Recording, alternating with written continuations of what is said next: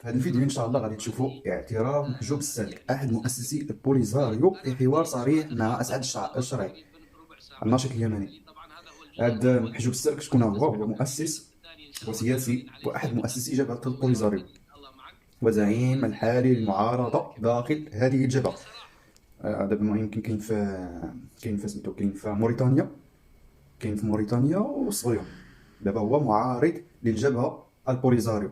شوفوا هذا الاعتراف الخطير اللي قال، نسمعوا ليه بوضوح للناس. ما هي أهداف الجزائر في دعم البوليساريو؟ هنا أسعد غادي أهداف الجزائر في دعم البوليساريو أولا لكي لا يتفرع المغرب لك أهداف الجزائر في الجبهة البوليزاريو المغربية الجزائرية شرقية في الشرق شرقية اسمع شرقية بالنسبة للمغرب والغربية بالنسبة للجزائر. خليني أسجلها لأن تهمني هذه الإجابة يعني بالدرجة الأولى، حتى لا يتفرغ المغرب للصحراء الشرقية تماما لنقاش الحدود المغربية التي ما زالت حتى الآن بين قوسين من عهد الاستعمار الفرنسي. جميل، واحد. هذا اثنين. هذه النقطة الثانية. النقطة الثالثة لكي تكون هناك قوة مزعجة للنظام المغربي إذا تجاوز حدوده في التعامل مع الجزائر.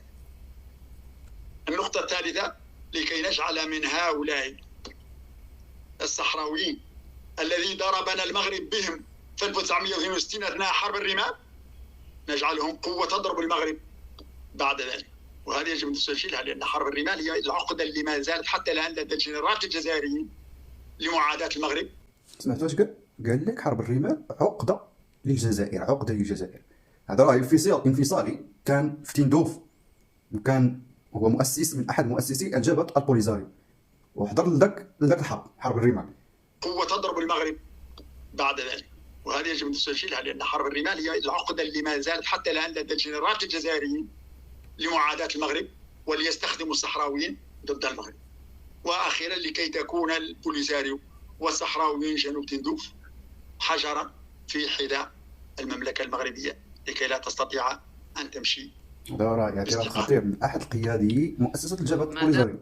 هذا راه مؤسس دخل دابا معهم، شاف الجبهة خرجت في الطريق وولات جبهة جزائرية ضد المغرب. المخطط الجزائري لماذا تصرون على مسألة ألا تكونون مغاربة كالمغاربة يا أخي، وتكونون في صف المغرب حتى تعيشوا بكرامة وتعيشوا وأنتم أمام دولة تستخدمكم بكل صرف يا أخي.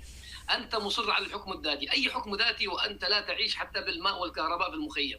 أي حكم ذاتي وحتى التنفس عندك في المخيمات تتحكم فيه الجزائر؟ ما الذي يمنعك أن تكون مغربيا كالمغاربة وتعلن مغربية المطلقة، حتى أقل شيء تسقط أو تسحب البساط من تحت تبون وجماعته وشنقريحة وإبراهيم غالي؟ لماذا الإصرار على الحكم الذاتي أستاذ؟ هذا السؤال ما كان ليطرح لولا احتقار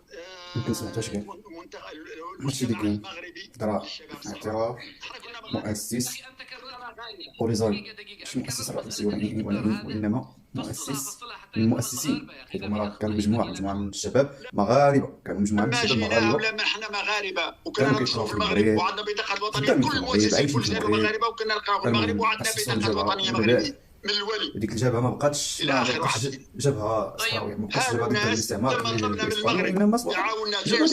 جبهه انفصاليه ضد المغرب. 73 بدا ما يعاوننا عندنا كنا نروحوا نحرروا الصحراء. الفيديو نشوفوا كيفاش تشكلت هذه الجبهه، واش هي مغربيه، واش هي صحراويه، واش هي جزائريه في الاصل.